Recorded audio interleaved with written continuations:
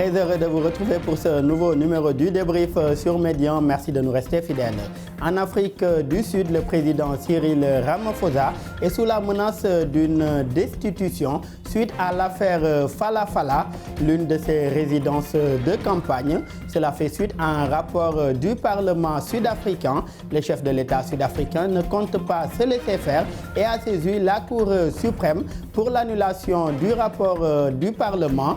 Quelles conséquences de ce scandale au sommet de l'État sud-africain? L'Afrique du Sud ne risque-t-elle pas de tomber à nouveau dans l'instabilité politique? Le développement en première partie d'émission. Et puis en seconde partie du débrief, le gouvernement éthiopien et les rebelles du Tigré ont signé le 3 novembre dernier un accord de paix à Pretoria en Afrique du Sud. Un mois après, le commandant en chef des forces tigréennes a fait savoir que 65% de ces hommes ont été désengagés de la ligne de front. Pour sa part, le gouvernement éthiopien a également raccordé Mekele, la capitale du Tigré, en électricité. Tentons vers un retour de la paix et de la stabilité dans la région. La présence des forces étrangères risque-t-elle de constituer une entrave face à cette situation? Le développement en seconde et dernière partie d'émission. Sur ce plateau, pour en parler avec nos invités, Monsieur Momar Dian, vous êtes journaliste, analyste politique et directeur de publication de la plateforme Impact SN. Merci d'avoir répondu présent à notre invitation. Merci pour l'invitation. Merci également à votre co-débatteur, M. Cheikh Sadibou Ndiaye. Vous êtes spécialiste en sciences politiques et relations internationales. Merci d'avoir à nouveau répondu présent à notre invitation. Merci, Daoud. Et je démarre avec vous, M. Dian. Déjà, quelle lecture faites-vous de cette affaire dite scandale Fala Fala, à savoir une des fermes du président Cyril Ramaphosa? Je rappelle qu'une importante somme d'argent d'une valeur de 580 000 $ a été volée et l'affaire n'a pas été signalée à la police, encore moins à la justice à l'époque. Quelle lecture faites-vous déjà de cette affaire et des rebondissements qu'il y a eu? Merci, Daoud. En fait, je pense que c'est un peu un remake des scènes qu'on a l'habitude de voir en Afrique du Sud. C'est-à-dire, je veux parler de la corruption. Cette affaire-là, qu'on appelle aussi le Farm Gate, je crois. Le Farm Gate, qui est l'une des résidences, vous l'avez dit en début d'émission, l'une des résidences de M. Cyril Ramaphosa. Je pense que ça nous remet dans le cœur un peu de ce que Nelson Mandela ne voulait pas, c'est-à-dire une société corrompue, surtout une société politique. Je pense que Mandela avait beaucoup travaillé sur cette question-là. Paradoxalement, quand Mandela était là, je pense que le président, Ramaphosa était peut-être l'un de ses élèves, je veux dire. Était considéré comme l'un de ses fils héritiers. À un moment même, je pense qu'il était question qu'ils le soutiennent. Mais je pense que Ramaphosa, à cette époque-là, était déjà soupçonné d'être en conflit d'intérêts dans beaucoup d'affaires. Je pense que c'est pourquoi, quelque part, avec un peu les luttes d'influence au niveau de l'ANC, je pense que ça n'a pas pu se faire. C'est pourquoi une autre génération, un peu plus âgée que Ramaphosa, a pris le pouvoir. Donc cette affaire-là soulève, à mon avis, le problème de la corruption en Afrique du Sud. Et si on reste avec ce problème de la corruption en Afrique du Sud, pourtant à son élection aujourd'hui, c'est ce que le président Cyril Ramaphosa avait dit vouloir combattre. D'abord la corruption dans le pays, également la corruption au sein de son parti même, à savoir l'ANC. Déjà son prédécesseur aujourd'hui, Jacob Zuma, une affaire judiciaire est en cours le concernant dans ce domaine. Aujourd'hui, comment se fait-il que la même personne se retrouve dans une situation similaire, même si, je le précise, il bénéficie encore de la présomption d'innocence, puisqu'à l'étape où en est l'affaire aujourd'hui, c'est la commission parlementaire qui se tient. Bon, en fait, moi, je pense que l'ANC est quelque part en tournant. On parle de commission parlementaire, on parle également du rapport parlementaire qui a révélé l'affaire. Et ce rapport parlementaire-là découle d'une dénonciation d'un parti politique au niveau... Et même avant le parti politique, il y a eu Fraser, qui est l'ancien chef aujourd'hui des espions sud-africains. C'est lui-même qui est allé porter plainte au niveau d'un commissariat aujourd'hui sud-africain, qui a donné les détails de cette information. Et ce petit parti d'opposition en Afrique du Sud s'est saisi de l'affaire, ce qui a conduit à cette situation. Exactement. Et moi, je pense que M. Ramaphosa est dans une position extrêmement difficile, parce que comme vous le disiez tout à l'heure, il se revêtu du manteau du politicien ou bien de l'homme politique qui va venir un peu assainir les mœurs parce qu'il connaît très bien comment fonctionne l'Afrique du Sud. Mais apparemment, cette affaire-là va lui peser parce que les gens vont continuer à lui demander comment se fait-il qu'une telle somme d'argent, c'est-à-dire 580 000 $, soit retrouvée au niveau de cette résidence-là. Et il était dit, ou bien lui-même a dit que c'était pour l'achat d'une vingtaine de buffles, je crois. Et je pense qu'à ce niveau, il va devoir répondre à beaucoup de questions, parce que les gens se posent aussi des questions. Ils se disent que comment se fait-il que cet achat de buffles-là, présumé, a eu lieu il y a 3 ou 4 ans, comment se fait-il que les buffles-là achetés à un homme d'affaires soudanais soient encore là dans ce camp-là? Je pense qu'à ce niveau-là, il va avoir beaucoup de problèmes à répondre à cette question.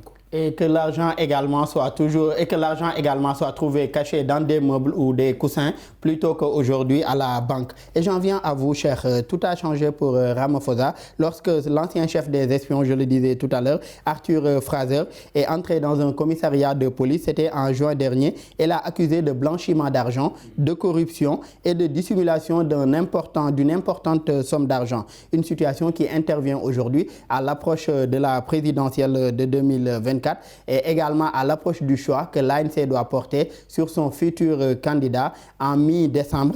Déjà, certains y voient aujourd'hui une manœuvre politique par rapport à la situation actuelle. Partagez-vous cette idée? Je ne partage pas cette idée, mais les faits sont là. Il faut constater d'abord peut-être les faits. Fraser même avait parlé de 4 millions de dollars. C'est Ramaphosa qui a dit que oui, c'est près de 580 000 $.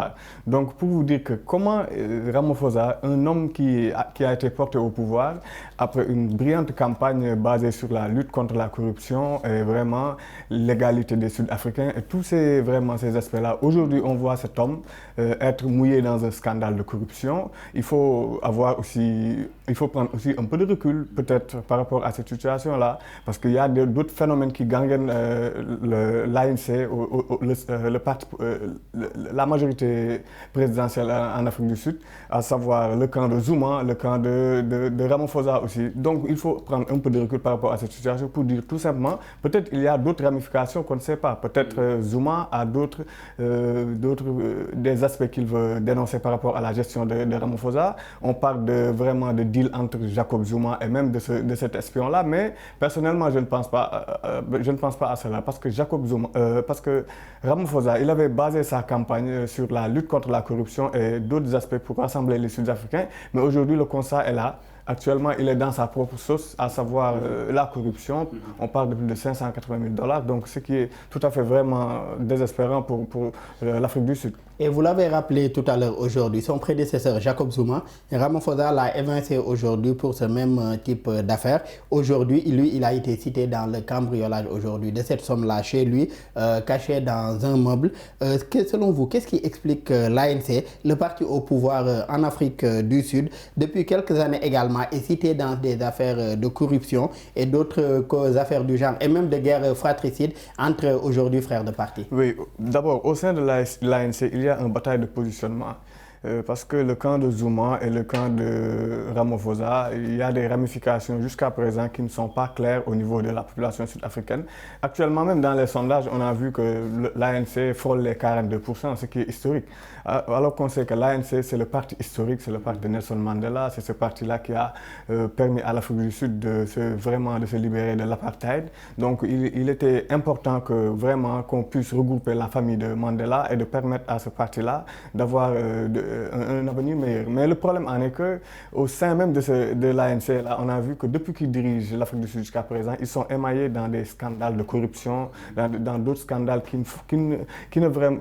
ces scandales ne vraiment profitent pas. Ils n'honorent pas la mémoire de Mandela également. Ça n'honore pas la mémoire de Mandela, mais aussi au niveau international, ça ne profite pas à l'Afrique du Sud. Donc pour vous dire tout simplement que l'ANC actuellement risque peut-être je ne dirais pas de perdre la majorité au sein de l'Assemblée, mais aux prochaines élections présidentielles, en tout cas, ce sera difficile parce que les autres partis... Mais qu'est-ce qui explique aujourd'hui que ces partis, aujourd'hui, ces affaires de corruption deviennent récurrentes ou reviennent très souvent aujourd'hui au sein de ce parti-là, à savoir l'ANC, qui est le parti majoritaire? Vous savez, Daouda, depuis Zuma, même sous la présidence de Zuma, Jacob Zuma avait tendance lui aussi à vraiment mettre en place des organismes qui sont là pour lutter contre la corruption, mais aussi des mécanismes qui vont permettre de pouvoir contrôler les agents, l'administration sud-africaine et la plupart des zones où passe pratiquement l'économie sud-africaine. Mais le constat qu'on avait fait est que la plupart de ces mécanismes-là mis en place par Jacob Zuma avaient des failles. Et ces failles-là ont conduit pratiquement à des phénomènes de corruption. L'administration était corrompue, la police, la gendarmerie et d'autres aspects, même les douanes. Donc pour vous dire tout simplement que la corruption, là qu'on dénonce en Afrique du Sud, c'est le même cas un peu partout en Afrique. Mais en Afrique du Sud, on avait espoir par rapport à la situation démocratique de ce pays-là. Parce que l'Afrique du Sud est un pays démocratique. L'Afrique du Sud a une avancée démocratique par rapport à beaucoup de pays africains. Aujourd'hui, on parle même de destitution de Cyril Ramaphosa, ce qui est carrément faisable par rapport aux autres pays africains où on voit des scandales de corruption de jour en jour, mais on ne parle même pas de la mise en jeu de la responsabilité du gouvernement ou de destitution. Non. On écarte ces cas-là de manière prématurée. Mais aujourd'hui, en Afrique du Sud, le débat est posé. Donc cela montre que c'est une démocratie qui est en avant, mais cela montre que aussi ce pays est gangréné par cette corruption-là et les mécanismes qui ont été mis en place par le gouvernement de Zuma et même de Ramaphosa posent débat. Et quelle solution aujourd'hui, Momar, par rapport à aujourd'hui ces failles constatées au niveau de ces mécanismes? Cheikh l'a rappelé tout à l'heure, quelqu'un comme le président Jacob Zuma, même s'il est cité dans certaines affaires, a au moins essayé de mettre sur place des mécanismes aujourd'hui pour faire face ou bien pour contrer ces corruptions-là. Mais on a comme l'impression que rien n'a été fait, donc ces failles sont flagrantes. Aujourd'hui, comment faire face aujourd'hui à ce phénomène qui gangrène le plus grand parti ou le parti le plus représentatif et même le sommet de l'État présentement avec cette affaire qui est à clarifier? Comment aujourd'hui faire face par rapport à une telle situation? Moi, je pense qu'il y a un élément essentiel qu'il ne faut pas occulter ni oublier, c'est que l'ANC est un vieux parti qui est né en 1912 quand même. C'est un parti plus que centenaire. Je pense que ce qui pose problème, c'est qu'on peut se demander est-ce que Mandela a bien agencé et a bien réglé sa succession. Moi, je pense que ce qui se passe aujourd'hui, en gros, ça peut être interprété comme un conflit de génération. Je pense que c'est ces conflits de génération, même j'allais dire, qui ont un peu sécrété un peu toutes les scissions qu'il y a eu au sein de ce parti-là. Parce que après le départ de Mandela, le noyau dur qui était détenu par les historiques, mais ce noyau dur-là, quelque part, souvent, il a volé en éclats. C'est cela, quelque part, qui a expliqué un peu le départ de Julius Malema. Julius Malema, c'était un jeune dans le parti. Il était un peu à la tête de la Ligue des jeunes, comme il y a la Ligue des femmes. Donc je pense que c'est quelqu'un qui a été heurté par un peu la désacralisation des fondements de bonne gouvernance que Mandela avait essayé d'introduire dans ce parti-là. C'est pourquoi, quelque part, on peut dire qu'à 50-70%, ça fait une des raisons pour lesquelles il est parti. Maintenant, ce qui rend la question difficile aujourd'hui, c'est qu'il y a une lutte interne de pouvoir. Et c'est une lutte extrêmement féroce. Et surtout une lutte entre une partie de la branche modérée de l'ANC et une autre branche jugée beaucoup plus radicale. Oui. Moi, je pense que la branche qui était la plus radicale, c'était la branche qui est partie avec Julius Malema. Maintenant, toutes les branches qui sont à l'intérieur, il y a un travail d'équilibre, il y a une comment je vais dire, il y a une bataille d'équilibre qu'il y a à l'intérieur entre les différentes franges là. Mais la frange radicale, elle est portée par Julius Malema. Et même au niveau de la COSATU, qui était la centrale la plus forte, il y a une branche qui s'est retirée, qui est partie avec Malema. C'est donc pour dire que l'ANC a été fortement affaiblie. Maintenant, pour voir comment cette question-là va être résoudre. Mais est-ce que cela ne doit pas appeler aussi Momar à renouveler aujourd'hui même l'ANC? On a vu que ce conflit de génération a bien eu lieu et Malema a quitté à l'époque. Aujourd'hui, est-ce que cela ne doit pas amener à repenser aujourd'hui l'ANC et même l'organisation qu'elle représente? Mais à part de ce moment, il faut se demander quels sont les blocages internes qui peuvent qui peuvent permettre un renouvellement de génération. Parce que, comme le disait Georges tout à l'heure, l'Afrique du Sud est un pays démocratique. L'ANC aussi est une instance démocratique, quoi qu'on puisse dire. Mais à l'intérieur là, est-ce que les gens, les historiques comme on peut les appeler, est-ce que le fait qu'ils soient majoritaires à l'intérieur n'empêche pas un peu un mouvement à l'intérieur? Et Cheikh, les caciques du parti sud-africain, à savoir l'ANC, se sont réunis le 5 décembre dernier à Johannesburg pour discuter aujourd'hui du sort de Cyril Ramaphosa. Et d'ailleurs, il y a l'ANC qui doit se réunir, c'est-à-dire une rencontre beaucoup plus large, le 16 décembre prochain, pour désigner son prochain président pour la présidentielle de 2024. Face à la situation actuelle, quel avenir politique surtout pour Cyril Ramaphosa? Quel avenir politique pour Cyril Ramaphosa?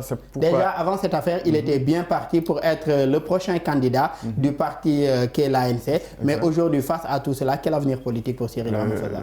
D'abord, il faut constater que dans le bureau politique de l'ANC, tout le monde est d'accord pour maintenir Cyril Ramaphosa. Donc, dans ce bureau politique-là, je veux parler de la vieille garde, donc de ces anciens-là qui étaient proches de Mandela, qui étaient proches peut-être de Ramaphosa et d'autres. Donc, pour dire que c'est une sorte de guerre froide même au sein de l'ANC, parce qu'il y a une partie qui veut vraiment un renouvellement des instances, du sang neuf avec les jeunes comme Julius Malema et d'autres. Donc, il y a une autre partie qui est la vieille garde, qui est conservatrice, qui veut que vraiment qu'on maintienne cette orthodoxie-là qu'il y avait au sein de l'ANC. Alors qu'il faut savoir peut-être aussi que la politique, le système politique sud-africain est en train d'évoluer. Il faut avoir cette lecture-là. C'est comme au Sénégal. Il y a une nouvelle génération d'hommes politiques qui est en train de sortir, qui en veulent plus, qui veulent vraiment d'autres aspects plus démocratiques au sein de ce parti-là. Et qui veulent même des réformes au sein des systèmes qui étaient en place. Exactement. Donc Ramaphosa, il est aujourd'hui âgé de 70 ans, si je ne me trompe, ou de plus de 70 ans. Donc il fait partie même de cette vieille garde-là. Donc il est conservateur par rapport à ces aspects-là. Donc le bureau politique veut le maintenir, mais on a vu au sein de ce parti, il y a l'autre branche qui veut que vraiment qu'on écarte Ramaphosa, mais on nous dit que l'autre branche-là est plutôt proche de Jacob Zuma. Donc Jacob Zuma, est-ce qu'il n'est pas en train de tirer les ficelles par rapport à ces candidatures-là? Donc il est en train de se préparer lui-même. Mais aujourd'hui, mis à part les questions politiques, Jacob Zuma et Ramaphosa, il y a également les faits qui sont là, à savoir cette importante somme d'argent, $1 demi-million qui a été volé dans une de ses résidences privées. Là, ce sont des faits. Et également, la commission ou bien le rapport du Parlement sud-africain, ce sont également des faits. Donc, au-delà de la guerre politique, il y a également ces faits et des explications également qui ne convainquent pas encore,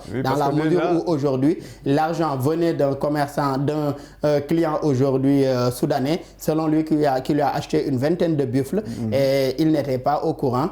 Et c'est l'un de ceux qui travaillent pour lui, qui était sur place, c'est lui qui avait jugé nécessaire de mettre l'argent là-bas. Tardivement, il l'a su et à l'époque, il avait demandé à l'un de ses gardes rapprochés de déposer une plainte. Donc, est-ce qu'en quelque sorte là également, les choses ne vont pas au-delà de la question politique entre Ramaphosa et également son prédécesseur, à savoir ça va même au-delà de l'image de l'Afrique du Sud sur le plan international, parce que cela va permettre au monde de comprendre que l'Afrique du Sud soit une grande démocratie ou une démocratie qui est agraire ou une démocratie qui est arrêtée. Donc cela va permettre peut-être à la majorité de l'ANC au niveau de l'Assemblée nationale avec ses députés soit d'écarter Ramaphosa au profit d'un autre candidat ou soit de le maintenir. Donc s'ils décident de le maintenir avec leur majorité, donc voilà. Mais n'empêche que les faits, comme vous l'avez dit, sont là. Il appartient maintenant aux décideurs, à la justice sud-africaine de prendre ses décisions par rapport à cette situation-là. Et quelles conséquences est-ce que cela pourrait avoir également, surtout sur la stabilité politique aujourd'hui de ce pays qui est l'Afrique du Sud? Oui, l'Afrique du Sud, depuis la fin de l'apartheid, on sait que c'est une vraiment démocratie stable,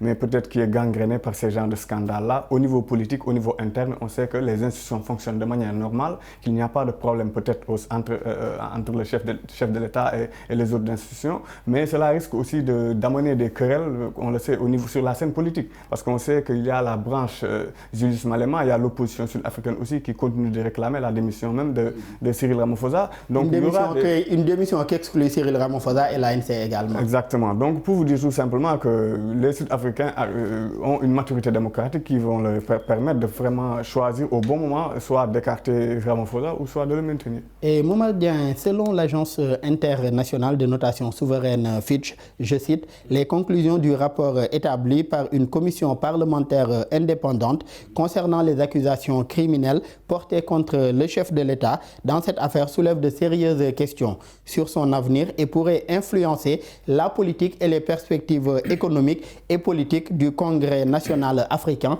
à savoir l'ANC. Est-ce que cette affaire aussi ne risque pas aujourd'hui de plomber la relance économique post-Covid de l'Afrique du Sud qui, je le rappelle, a été durement affectée également par la pandémie de Covid-19? Oui, mais il faut voir aussi que l'Afrique du Sud est une démocratie jeune, même si la démocratie a longtemps fonctionné, même sous l'apartheid pour les Blancs, quoi.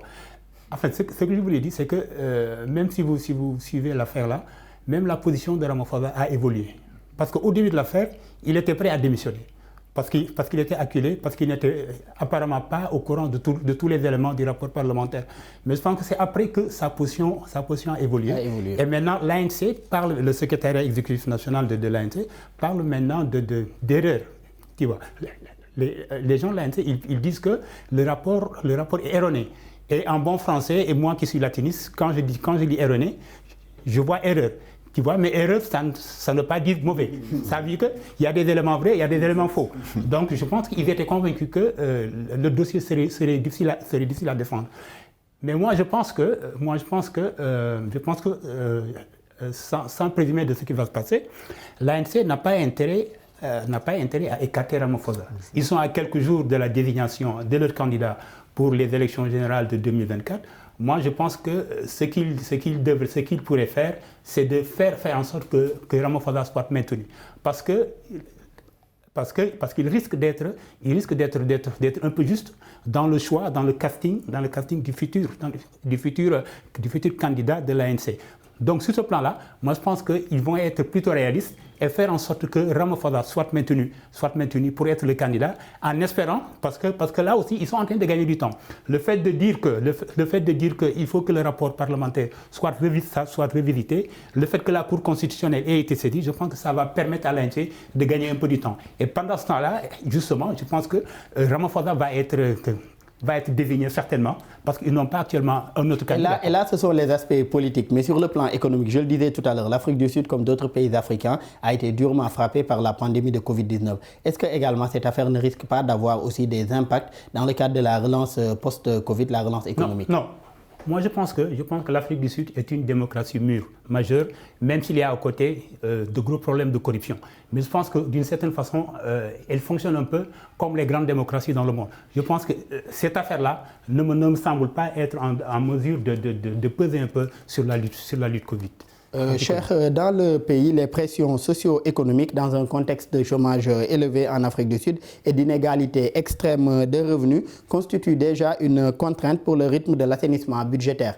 À l'horizon 2024, selon vous, quel successeur potentiel aujourd'hui de Ramaphosa pour maintenir les perspectives actuelles de l'Afrique du Sud? Momar l'a rappelé tout à l'heure, l'Afrique du Sud est une démocratie quand même mûre et également un pays quand même démocrate, même au sein de ce parti-là qui est l'ANC. Comme vous le savez aussi, l'Afrique du Sud fait partie des plus grandes économies africaines. Donc, l'Afrique du Sud fait partie des BRICS avec le Brésil, la Russie et l'Inde. Donc, c'est une puissance économique africaine, continentale, mais aussi régionale. Donc, pour vous dire tout simplement qu'au niveau économique, l'Afrique du Sud va continuer à travailler avec ses partenaires, à savoir la Russie, l'Inde, les États-Unis et tous ces pays-là. Économiquement, ce pays est viable. Les investisseurs vont continuer à venir parce que ce pays est attractif au niveau économique. Donc, pour vous dire tout simplement que l'Afrique du Sud est en avance par rapport à ce domaine-là. Mais quant par rapport à la situation politique, pour essayer de le ramifier par rapport à ce qui se passe actuellement, je ne pourrais pas personnellement dire que tel ou tel président ou tel candidat est vraiment nécessaire pour ce pays-là. C'est aux Sud-Africains de choisir. L'ANC a son candidat, les autres partis d'opposition ont son candidat. Peut-être l'ANC va décider de maintenir Ramaphosa. Si Ramaphosa gagne, je pense que c'est dans la voie démocratique. Donc, comme on l'a dit, c'est un pays démocratique. Donc, si Ramaphosa gagne, ils n'ont qu'à le maintenir en tant que président et essayer aussi de régler ces scandales de corruption-là. Et Ramaphosa, pour ce scandale de corruption, même Ramaphosa a saisi la Cour constitutionnelle constitutionnelle. Momar venait de le rappeler tout à l'heure. Aujourd'hui, pour faire annuler ce rapport du Parlement sud-africain, quelles attentes par rapport aujourd'hui à cette saisine-là? Par rapport à cette saisine-là, je pense que le Parlement sud-africain vraiment a fait son travail par rapport à cette saisine, parce que c'est ça qui vous montre que c'est ça la démocratie. Parce que là, en démocratie, il s'agit de gentlemen, il s'agit de la sincérité peut-être des acteurs. Parce que Ramaphosa, ce que le Parlement a fait, c'est quelque chose de légitime, c'est quelque chose de légal. Mais faites le même constat dans d'autres pays africains, au Sénégal ou au Mali où j'en passe. Si c'était le même cas, on allait étouffer l'affaire, le Parlement n'allait pas saisir l'affaire, on allait essayer de trouver un terrain d'entente pour étouffer l'affaire. Donc tout simplement pour vous dire que l'Afrique du Sud peut-être doit inspirer même ses voisins, même les autres pays africains francophones, à savoir que la démocratie c'est une question de gentleman. Aujourd'hui c'est à votre tour, demain il faut céder le pouvoir à un autre. Donc si la démocratie sud-africaine décide de maintenir Ramaphosa, je pense que c'est louable. Et au-delà de maintenir Ramaphosa aujourd'hui, cette guerre fratricide aussi qu'on note au niveau de l'ANC, que ce soit Jacob Zuma, Ramaphosa et d'autres également, quelle solution pour ramener tous ces caciques de l'ANC autour de l'essentiel aujourd'hui, surtout à l'approche de la présidentielle de 2024? Moi, je pense que l'ANC est un parti extrêmement bien structuré et qui a beaucoup de potentialité, beaucoup de ressources humaines. Je pense que leur intérêt et le réalisme politique, je pense que va plutôt les conduire à faire bloc en attendant de dépasser cette affaire-là. Parce qu'il ne faut pas oublier que depuis plusieurs élections, ce parti est en baisse. Quand Nelson Mandela partait, l'ANC pouvait avoir peut-être 350 ou 380 députés. Mais aujourd'hui, ils en sont à 230 sur 400. Donc leur légitimité s'est érodée durant plusieurs années. Mais je pense que pour ce cas-ci, à moins que la Cour constitutionnelle ne donne raison aux détracteurs de Ramaphosa, ce qui installerait une vraie crise politique, je pense que l'ANC n'aurait pas grand-chose à craindre. Mais dans cette situation-là... L'ANC n'aurait pas grand-chose à craindre, mais malheureusement, nous en sommes à la fin de la première partie de cette émission. Dans la seconde partie, il sera question de parler de l'Éthiopie avec l'accord de paix qui a été signé à Pretoria entre le gouvernement d'Addis Abeba et les forces tigréennes. Ce sera la thématique en seconde partie d'émission. De retour pour la seconde et dernière partie du débrief. Cheikh Sadibou, le 2 novembre dernier, les forces tigréennes et le gouvernement éthiopien ont signé à Pretoria un accord de paix pour mettre fin à 2 ans de conflit qui a ravagé le nord de l'Éthiopie. Cet accord prévoit notamment un désarmement des forces rebelles et le rétablissement de l'autorité fédérale au Tigré, ainsi que la réouverture des accès à cette région, plongée dans une situation humanitaire catastrophique. Déjà, quelle lecture faites-vous de cette décision des deux parties au conflit d'aller aujourd'hui vers la paix? Je pense tout d'abord qu'il était temps. Parce que comme l'a dit Abiy Ahmed, il n'y a pas de bonne guerre ou de mauvaise paix. On sait que l'Éthiopie a eu une trajectoire historique assez difficile, que c'est un État fédéral. Depuis, c'est le seul pays africain à ne pas avoir été colonisé, avec la bataille d'Adwa, avec les différents successeurs qui ont eu à diriger le pays. Donc, pour en arriver en 2020, où les camps des forces armées éthiopiennes qui étaient basés au Tigré ont été bombardés par les troupes du TPLF, donc le conflit va démarrer entre les deux parties. Il y aura des exactions, des crimes de guerre, des crimes contre l'humanité. Donc pour en arriver aujourd'hui à ces accords-là, donc c'est un satisfait. Il faut vraiment se satisfaire de ces accords-là, parce que ça va permettre aux Éthiopiens de se rendre compte que la guerre, c'est pas la guerre qui va permettre ce pays-là d'avancer. On sait que c'est un État fédéral avec d'autres États qui composent pratiquement l'Éthiopie, et c'est un parlement bicaméral avec la chambre haute et la chambre basse. Donc pour vous dire que le contexte politique, la situation politique de l'Éthiopie est un peu difficile avec les minorités et la majorité. On sait que l'ethnie minoritaire du Tigré dirigeait pratiquement les hautes sphères du pays, mais l'arrivée au pouvoir d'Abiy Ahmed, qui fait partie de cette ethnie majoritaire des Omoro, donc les Omoro et les Amara vont se réunir et le porter au pouvoir. Il va se réconcilier avec les pays voisins. Cela va permettre même à ce pays, à Abiy Ahmed même, de décrocher le prix Nobel de la paix. Donc pour vous dire que cette guerre-là est une sale guerre, c'est une guerre qui a pratiquement détruit cette région-là. là. Mais pour arriver à ces accords de paix-là, on ne peut que s'en féliciter et espérer que vraiment le gouvernement éthiopien puisse désarmer l'autre camp, vraiment les démobiliser et les réinsérer au sein de l'administration éthiopienne. Une guerre également qui a conduit à plus de 2 millions aujourd'hui d'Éthiopiens également qui ont été déplacés. Le conflit au Tigré a commencé, vous l'avez rappelé, en novembre 2020, quand le Premier ministre Abiy Ahmed y a envoyé l'armée fédérale arrêter les dirigeants de la région qui contestaient son autorité depuis des mois et qu'il accusait également d'avoir attaqué des bases militaires fédérales sur place. Mais quel regard portez-vous, Momar, sur l'implication également de l'Union africaine, ce qui a abouti aussi à cet accord de paix à travers son représentant, l'ancien président du Nigeria, Olusegun Obasanjo? Oui, moi j'ai un peu un problème avec l'implication de l'Union africaine. Bon, c'est vrai qu'en tant qu'organisation continentale, il est normal qu'elle soit mêlée. Je pense que c'est même Abiy Ahmed qui a même exigé que l'Union africaine intègre, vienne avec le président Obasanjo pour un peu manager un peu le processus. Et sur ce point aussi, je rappelle que les forces tigréennes également n'étaient pas d'accord du choix de l'homme, puisque le disaient ou bien le soupçonnaient en tout cas d'être proche ou bien de la même vision qu'Abiy Ahmed sur la question. Oui, moi je pense que l'implication de l'Union africaine, moi je pense qu'elle a été souhaitable, mais est-ce qu'elle peut être efficace durablement? Je le dis parce que c'est vrai que quand l'Union africaine est intervenue et quand on a eu cette réunion-là à Pretoria, bon, tout le monde peut applaudir. Tu vois, les déplacements massifs de population vont cesser, les viols présumés vont cesser, les pillages vont cesser, la guerre d'une façon générale va cesser. Mais moi je retiens que, en fait, on ne parle pas encore d'accord de paix. Je pense que dans le communiqué, il est question de cessation des hostilités. Je pense qu'il y a un peu de nuance avec accord de paix. Donc cessation des hostilités, pour moi, ce n'est pas la même chose que paix. Il est heureux que l'Union africaine ait négocié cette cessation d'hostilité, mais qu'est-ce qui va se passer après? Qui est-ce qui va superviser ce processus de cessation des hostilités? Parce que les Tigréens sont extrêmement méfiants, tu vois, et en raison des divergences ethniques, on peut les comprendre d'une certaine façon. Mais la question fondamentale qui est posée, c'est qui va gérer le processus de cessation des hostilités. Le suivi surtout de ce processus. Tu vois, est-ce que c'est le gouvernement central d'Addis Abeba qui va gérer, ou bien est-ce que ça va être au sein d'une commission internationale?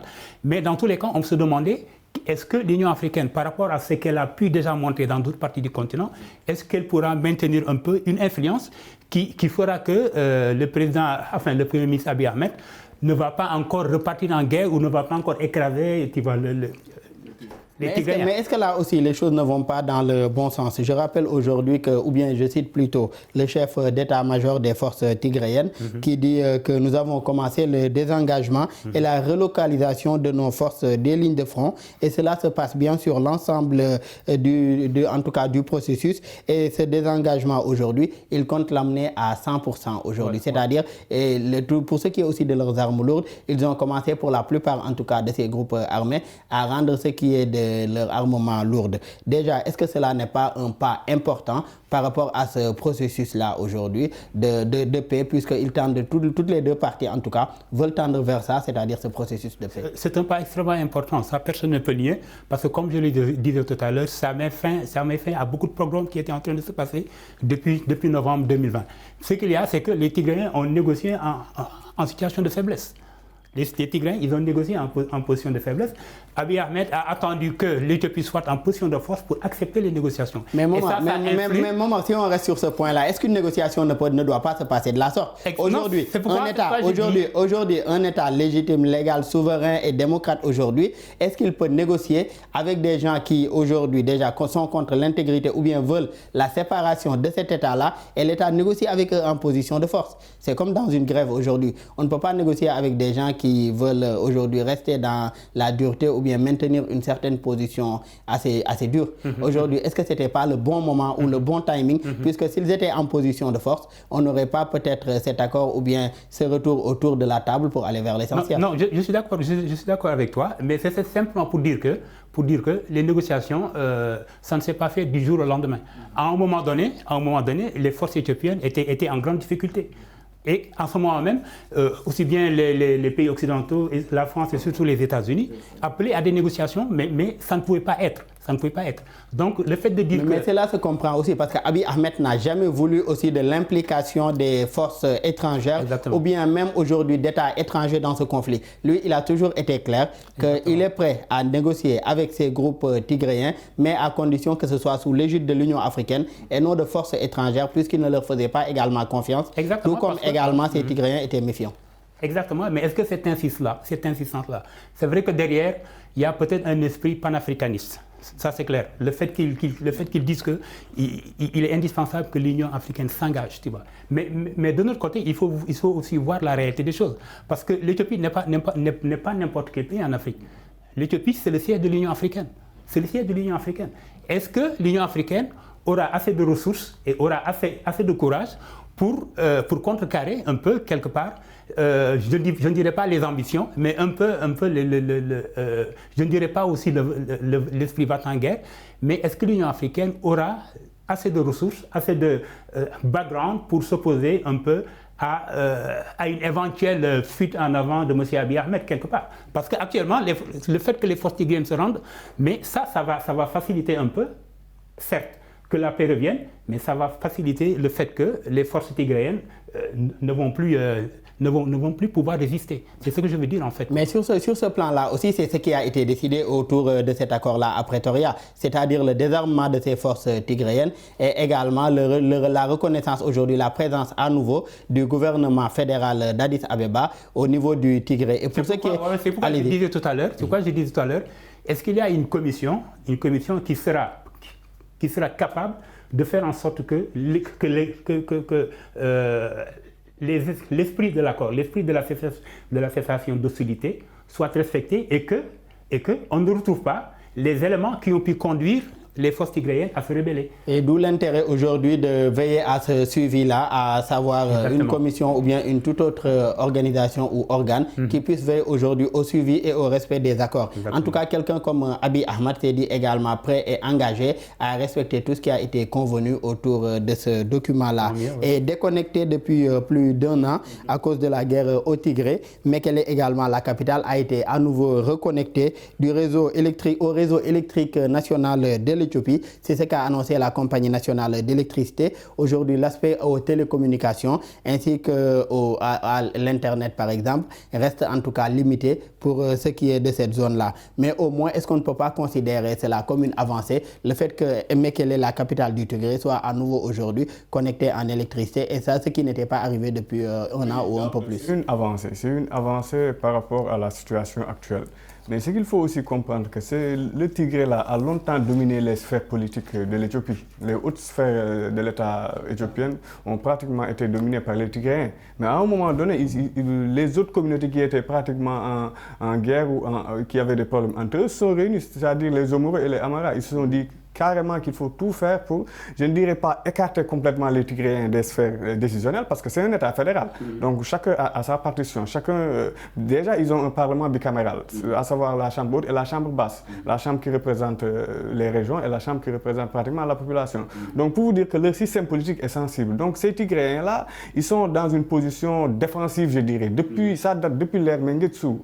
On sait la guerre qui s'est déroulée à cette époque-là. Donc pour vous dire que c'est un peuple qui est réticent par rapport aux décisions qui se déroulent actuellement au niveau étatique, parce qu'ils ne sont plus au sein de cet exécutif central-là. Donc cela leur permet d'avoir des visées peut-être qui vont au-delà de ce que pense Abiy Ahmed. Mais cher, est-ce que la confiance également ne doit pas prévaloir? Donc, les populations du Tigré également, on le rappelle, ils sont minoritaires. Et pourtant, c'était eux qui dirigeaient pour la plupart du temps les instances, en tout cas occupaient les instances de décision. Donc, et pourtant, les autres communautés l'acceptaient et suivaient ce qui se faisait. Est-ce qu'il n'est pas temps aussi également pour ces forces tigréennes ou bien pour ces ressortissants tigréens de faire face également et d'accompagner ceux qui sont au pouvoir pour l'intérêt aussi de l'Éthiopie, c'est-à-dire de leur État fédéral? C'est pourquoi toujours, Daoula, je parle de la confiance des acteurs. Parce qu'en Afrique, pardonnez-moi du terme, on a l'impression que la plupart des acteurs politiques qui sont dans ces régions qui sont en conflit sont plutôt hypocrites ou défendent peut-être des intérêts crypto-personnels. Soit ils ont Regardez ce qui se passe au Tchad.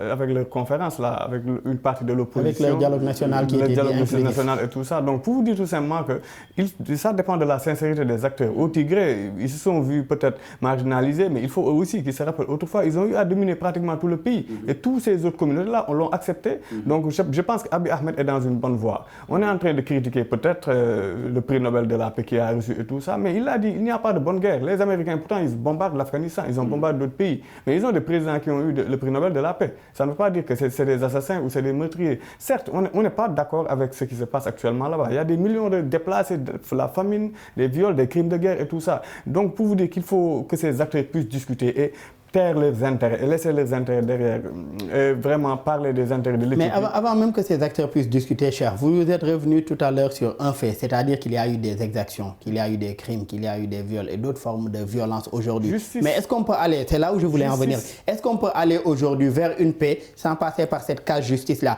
et rendre justice également à tous ces gens qui ont été victimes aujourd'hui de ces 2 ans de guerre? Il faut rendre justice et créer une commission paix et réconciliation pour ce qui se passe actuellement en Éthiopie. Je vous l'ai dit tantôt, l'Éthiopie a une trajectoire historique, politique assez importante sur le continent africain. L'Éthiopie, c'est Ménélique II, où pratiquement tous les Africains ont envoyé des hommes pour combattre pratiquement l'envahisseur italien.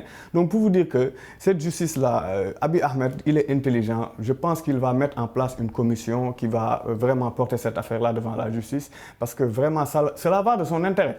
Parce que les Tigréens, là, ils sont fortement armés. Il faut savoir que le Tigré aussi détient des missiles, des lance-roquettes, des chars et tout ça. Le Tigré peut se permettre de bombarder plusieurs zones éthiopiennes. Donc, ce n'est pas une petite armée. Donc, le Tigré est en avance par rapport à cette technologie-là. Donc, cela va de son intérêt. Peut-être Abiy Ahmed est en position de force, le Tigré est en position de faiblesse, mais les 2 acteurs doivent se rendre compte que là, on ne peut pas faire une bonne guerre. Donc, il faut tout simplement se réunir, mettre une commission paix et réconciliation et aussi porter ces crimes-là, ces exactions-là devant la justice et que justice soit rendue. Et pour ce qui est de l'aide humanitaire, la livraison a repris aujourd'hui et s'était interrompue depuis fin août lorsque les combats avaient repris après 5 mois de trêve. Mais selon certains humanitaires, malgré aujourd'hui ce processus de paix, l'accès au Tigré n'est pas encore un accès total. Eux, ils dénoncent certaines entraves dont ils sont victimes aujourd'hui pour pouvoir livrer ces besoins humanitaires dont les populations du Tigré ont besoin.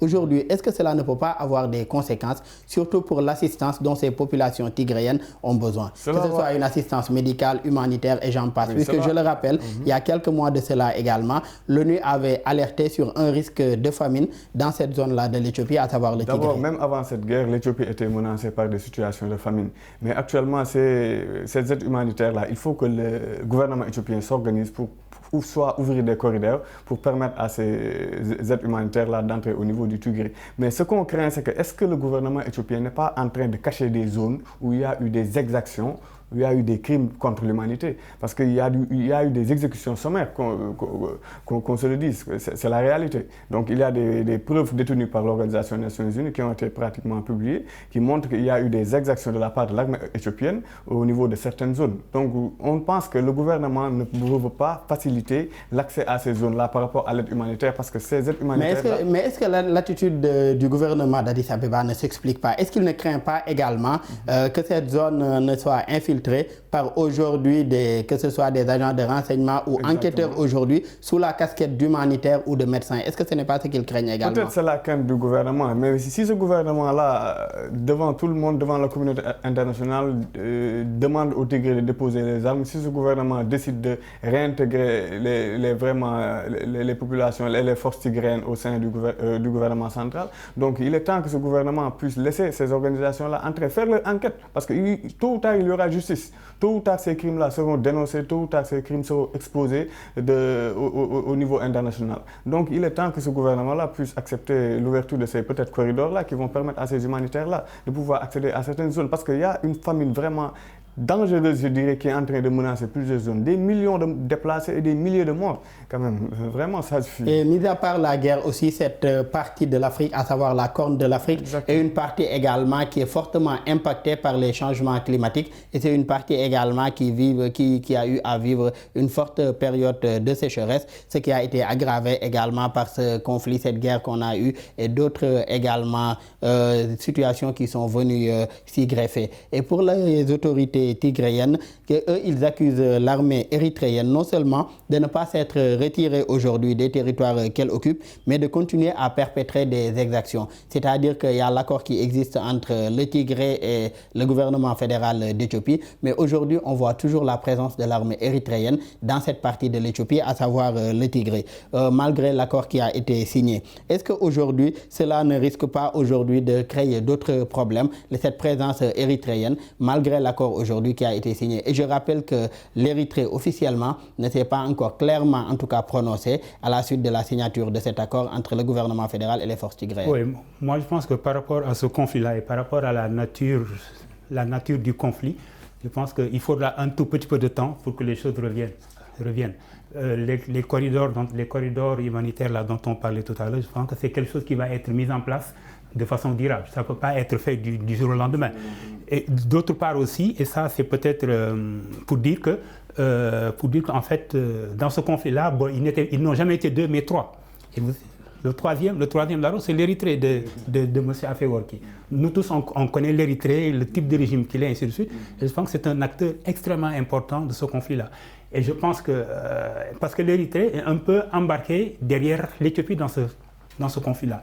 Je pense qu'à partir du moment où cet accord de cessation des hostilités a été signé, je pense que d'une manière ou d'une autre, mais dans les délais assez brefs, je pense que l'Éthiopie va faire savoir à l'Érythrée que maintenant le jeu est terminé, c'est-à-dire qu'il faudrait qu'on s'engage dans ce processus de paix. Mais est-ce que le fait que les deux parties se soient retrouvées autour d'une table et trouver une solution ne devrait pas amener le troisième également à savoir aujourd'hui raison garder et quitter s'il le faut également ces territoires-là? Puisque c'est la présence de forces étrangères, même si le conflit ou la guerre concerne les trois, mais également l'Érythrée, c'est un pays également étranger sur un territoire qui n'est pas le sien, à savoir le Tigré.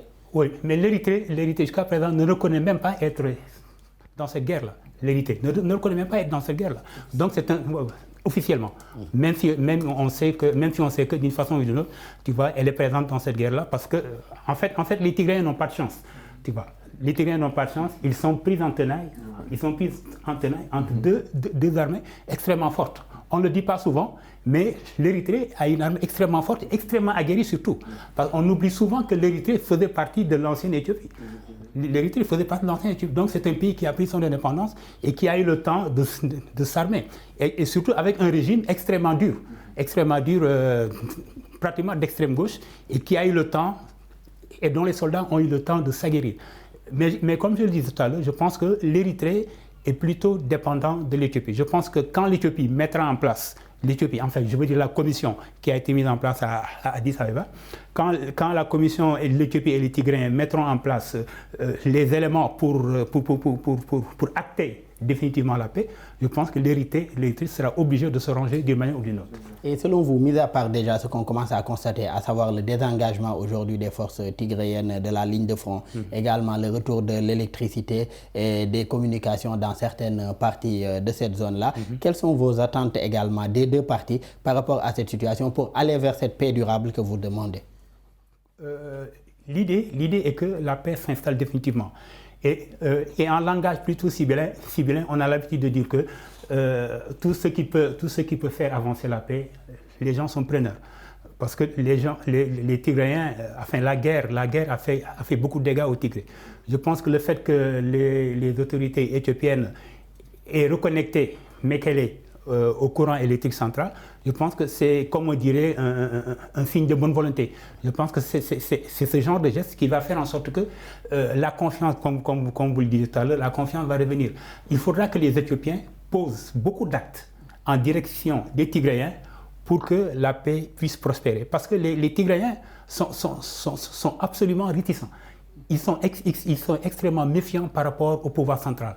Et ça m'amène à dire que le grand problème de l'Éthiopie pour les années à venir, et même pour aujourd'hui, je pense que c'est le problème de la centralisation. On dit que c'est un État fédéral, c'est vrai, mais il faudra que cet État fédéral-là soit concrétisé de façon démocratique afin que les États fédérés puissent s'auto-administrer. Je pense que c'est ça qui va faire en sorte que les populations du Tigré se sentent éthiopiens à l'intérieur de l'ensemble éthiopien. Mais tant qu'il y a cette distance de l'État fédéral-là, cette distance des autorités, cette arrogance, même des autorités par rapport à l'intérieur. Et c'est d'ailleurs ce qu'on voit de plus en plus aujourd'hui dans des pays ou bien des États fédéraux aujourd'hui qui font face à ce genre de situation. C'est une forme d'autonomie qui est accordée à certains de ces territoires-là. C'est ce qu'on voit de plus en plus comme solution pour faire face à cette situation. Et cher, face à tout ce qui a été dit, peut-on dire aujourd'hui qu'on tend vers la stabilité également et le retour de la paix dans cette région-là, à savoir entre l'Érythrée, l'Éthiopie ainsi que le Tigré, puisque l'Érythrée également, on ne peut pas l'enlever de cette guerre puisqu'elle est fortement impliquée, même si officiellement ils ne reconnaissent pas la présence de leurs forces armées sur le territoire tigréen. Oui, on tend vers la paix, mais je pense que cette paix doit être une paix durable, une paix dans le temps, mais pas une paix de quelques années ou de quelques mois pour après reprendre les armes. Donc pour vous dire tout simplement qu'actuellement l'Éthiopie est dans une situation assez compliquée parce que la communauté internationale même souhaite cette paix. Vous avez vu, les États-Unis d'Amérique ont fait une déclaration en disant tout simplement qu'ils estiment qu'ils attendent du gouvernement éthiopien, de la part d'Abiy Ahmed, de vraiment œuvrer pour cette paix-là. C'est la même chose pour l'Union européenne et l'Union africaine. Donc l'Union africaine a joué un grand rôle, un rôle peut-être qui n'est pas décisif, qui n'est pas assez décisif, mais au moins on a senti que l'envoyé de l'Union africaine, Olusegun Obasanjo, était sur place pour vraiment montrer sa solidarité, mais aussi les avancées qu'il y a dans ce conflit-là. C'est la même chose pour l'Union européenne. Mais pour dire tout simplement que la paix qu'on souhaite pour l'Éthiopie, c'est une paix durable, pas une paix qui peut durer quelques mois ou quelques années. Mais pour que cette paix soit durable, il faut que l'ensemble des acteurs se réunissent et tombent d'accord par rapport à la situation politique. Parce que d'abord, le système politique éthiopien est un peu agraire. C'est trop, je dirais, archaïque par rapport à la situation qui se passe actuellement dans le monde, au mode et aux processus démocratiques qui sont un peu... Donc, est-ce qu'il ne faudrait pas d'abord revoir aujourd'hui ce système politique éthiopien, comme l'a proposé Momar, que les populations administrées ou bien que ces États-là se sentent également pris en compte et considérés par l'État central? Je pense que l'Éthiopie doit refonder sa fédération tout d'abord, et refonder le mode de parlement qu'il faut adopter par rapport à ce système-là. Parce qu'il y a des velléités communautaires. Chaque communauté, chaque ethnie veut se sentir au niveau du pouvoir central. Alors qu'il faut bâtir un État éthiopien où tout le monde s'identifie. Donc où un État éthiopien qu'on ne s'identifie pas, soit parce qu'on est Omoro ou Amara ou Tigréen. Donc il faut bâtir un État éthiopien qui va vraiment rassembler, si je peux m'exprimer ainsi, tous les Éthiopiens. Donc actuellement, on sait que Abiy Ahmed, quoi qu'on puisse dire, je pense qu'il est dans cette logique. Parce que dès son arrivée au pouvoir, tous ces aspects communautaires-là, il les a mis derrière lui. Il voulait une Éthiopie qui va rassembler pratiquement les cadres de ce pays, mais aussi toutes les communautés dans le but de fonder un gouvernement unique. Mais ce qui est important aussi de noter, c'est l'aspect politique, le système politique éthiopien. J'insiste là-dessus, c'est un système agraire, un système archaïque qu'il faut modifier et l'adapter par rapport à la réalité actuelle, parce que la fédération éthiopienne, sinon, risque de se disloquer et c'est problème de territoire là risque de recommencer avec soit le Tigré ou avec d'autres régions. Et quelle lecture faites-vous aussi de la position de l'Érythrée aujourd'hui dans ce conflit? Oui, l'Érythrée, comme l'a dit le doyen, l'Érythrée, on sait qu'officiellement l'Érythrée ne participe pas dans cette guerre-là, mais l'Érythrée envoie des soldats à l'Éthiopie pour vraiment contrôler certaines régions ou bombarder plusieurs régions. Mais ce qui est important de noter aussi, c'est que Abiy Ahmed, intelligent qu'il est, dès qu'il est arrivé au pouvoir, il a tout fait, il a tout œuvré pour vraiment ramifier les liens avec l'Érythrée. Donc tout cela entrait dans un cadre vraiment de... Cher, ce rapprochement de l'Éthiopie avec l'Érythrée a d'ailleurs permis aujourd'hui au Premier ministre éthiopien Abiy Ahmed d'obtenir le prix Nobel, d'avoir eu à obtenir en tout cas le prix Nobel de la paix. Malheureusement, nous en sommes à la fin de cette émission. Je rappelle que nous recevions M. Cheikh Sadibou Ndiaye. Vous êtes spécialiste en sciences politiques et relations internationales. Merci d'avoir été avec nous. Merci Daoud. Merci également à un confrère, M. Momar Dian. Vous êtes journaliste, analyste politique et directeur de publication de la plateforme Impact SN. Merci également d'avoir été avec nous. Je pense que c'est votre première participation au débrief.